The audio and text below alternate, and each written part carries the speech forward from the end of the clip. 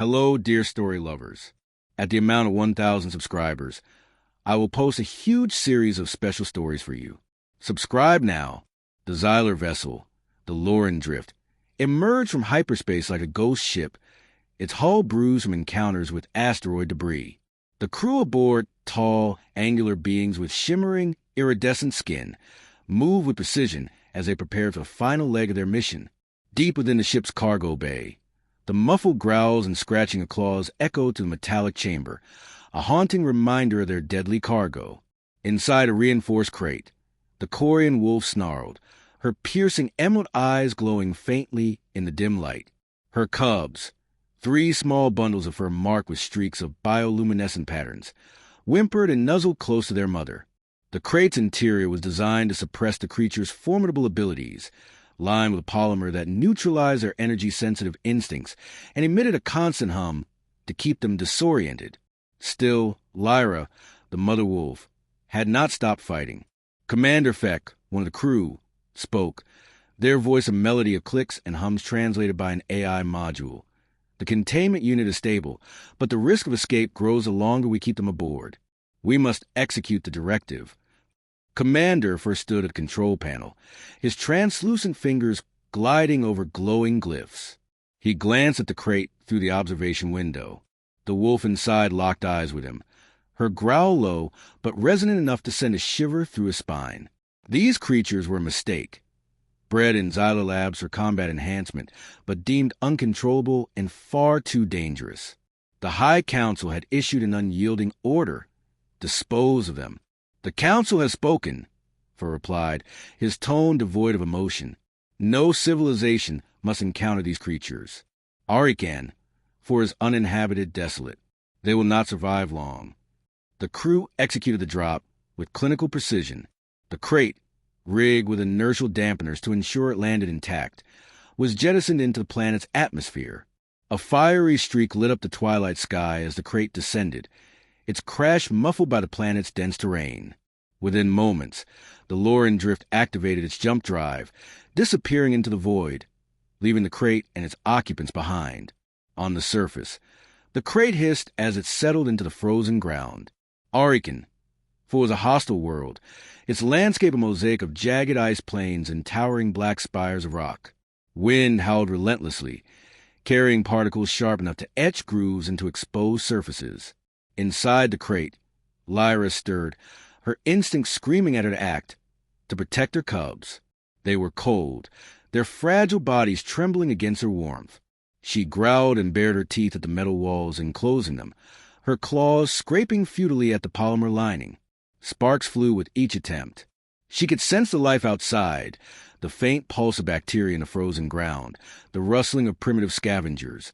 But the crate was impenetrable. Hours passed, and desperation took hold. Lyra's growls turned into pained howls, a haunting symphony of survival and despair. Her cubs, too weak to respond, emitted faint cries that barely rose above the wind's roar.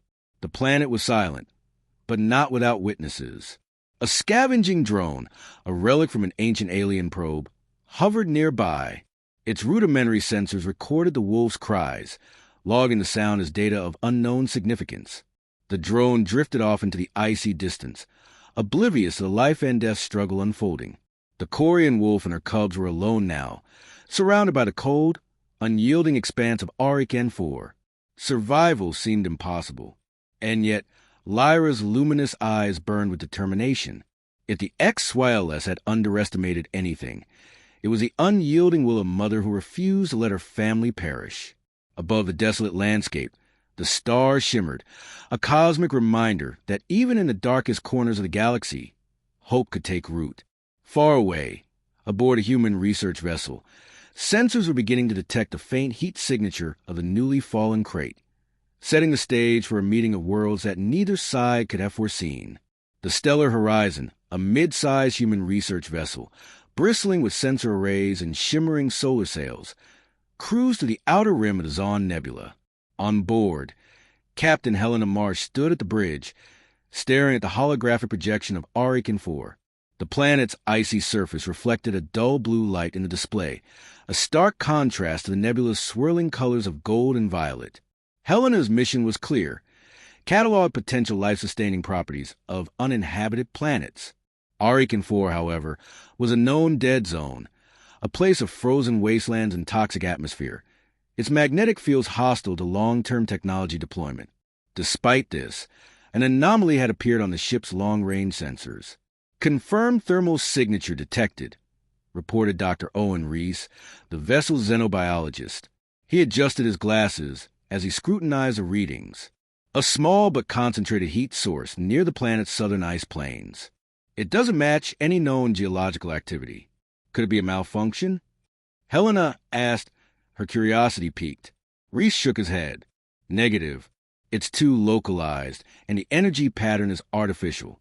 I'd wager it's something dropped recently, possibly a crash site or even an abandoned satellite. Helena nodded. Plot a course for orbital recon. Let's take a closer look. The stellar horizon descended into a stable orbit over Arican 4. From their vantage point, the planet looked like a frigid marble, its surface etched with jagged lines of ice and shadow.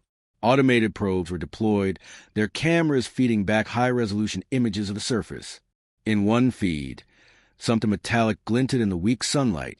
Zoom in, Helena ordered. The display enhanced the image, revealing a large crate embedded in the ice. Its exterior was scarred from atmospheric entry, but its structure remained intact. Unmarked cargo, Reese murmured. No identification signals or serial numbers. This wasn't meant to be found. Any signs of life? Helena asked. Reese studied the bioscans. Faint readings inside. Heat signatures consistent with organic matter. Whatever's in there, it's alive. Helena's gaze narrowed. Arican 4 is a death trap. If there's something alive in that crate, it won't last long. Prep the shuttle, we're going down. The shuttle cut through Arican 4's turbulent atmosphere, its reinforced hull glowing faintly from re-entry. Helena piloted the craft herself, deftly navigating the relentless winds. Beside her, Dr. Reese and Ensign Mivia, the ship's engineer, monitored the environment. The landing site was harsh. Gale-force winds whipped up shards of ice, and the ground beneath their boots cracked ominously. Helena led the way, her steps steady despite the treacherous terrain. They approached the crate, its surface streaked with scorch marks and patches of frost. A series of claw marks etched into the metal hinted at a desperate struggle within. Sealed tight, Vega said, running her gloved hand over the crate's surface. Whoever built this didn't want whatever's inside getting out. Let's see what they were so afraid of, Helena said, signaling Reese to scan the interior.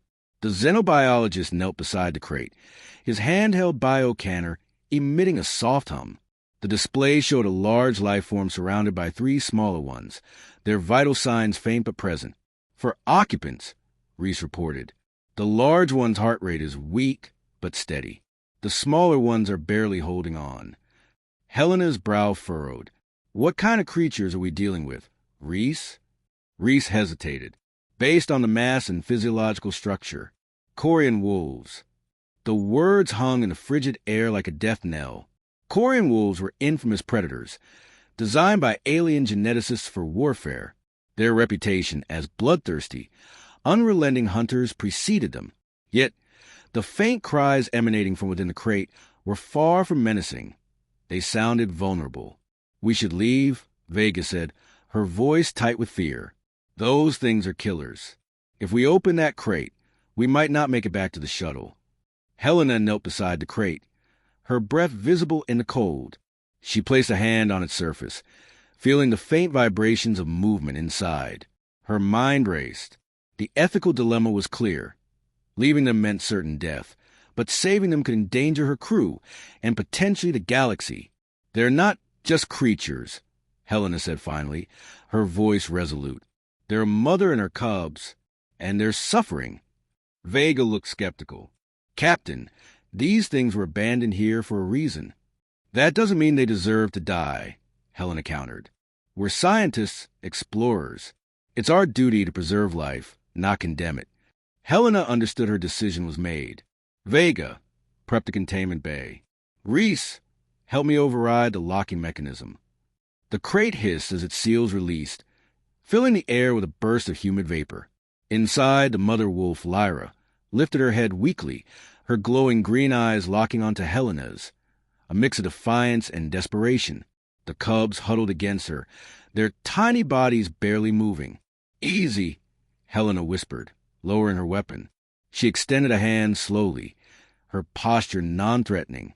"We're here to help." Lyra growled low, her lips curling back to reveal razor-sharp teeth. But as Helena held her ground, the wolf seemed to sense the human's intent. Her growl softened into a whimper. "We've got you," Helena said softly.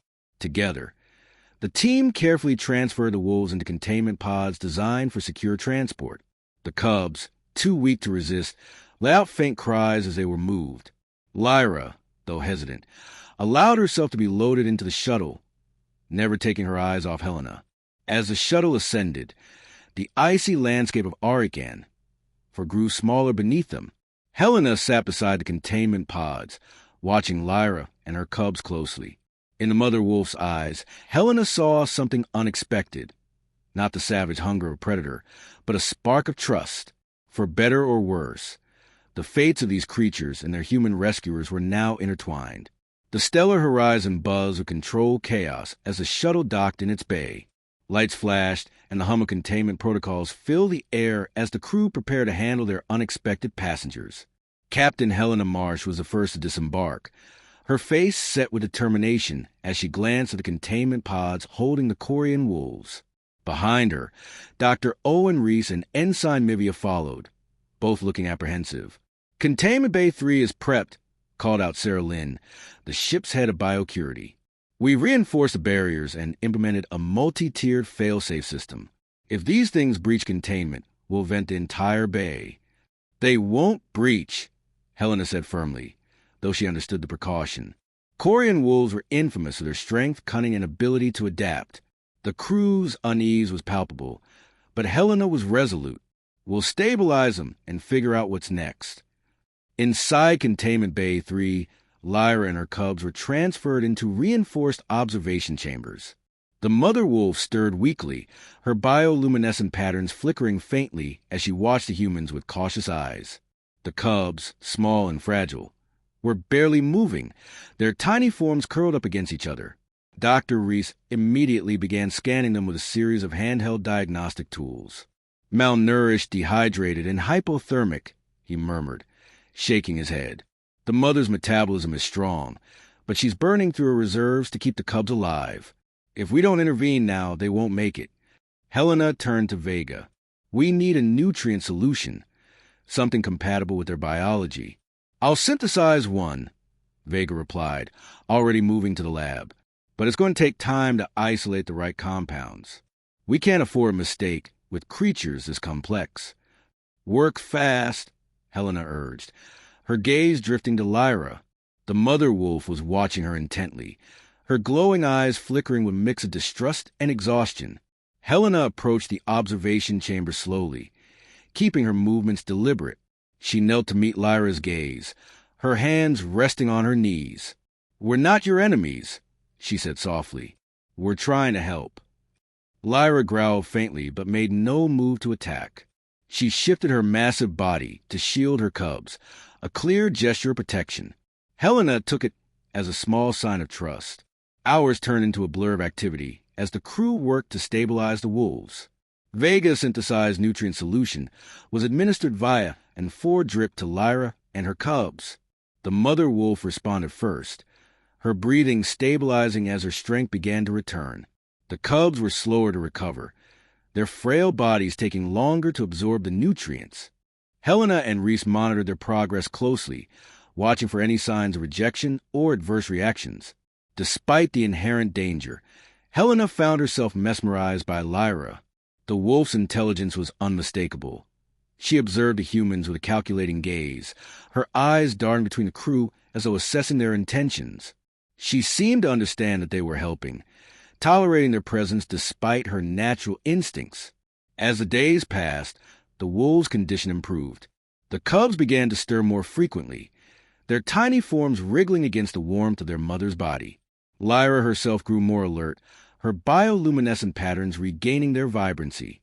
The crew, while still wary, began to shift from fear to fascination. One evening, as Helena worked late in the observation bay, Lyra approached the transparent wall of her chamber. The motion caught Helena's attention, and she looked up to find the wolf staring at her. For a moment, Helena froze, unsure what the mother wolf wanted. Then, to her surprise, Lyra lowered her massive head and pressed her muzzle gently against the glass. It was a gesture not of aggression, but of curiosity and perhaps gratitude. Helena stepped closer, her heart pounding. She placed her hand on the glass, mirroring the wolf's position. "You're not what they say you are you?" she whispered.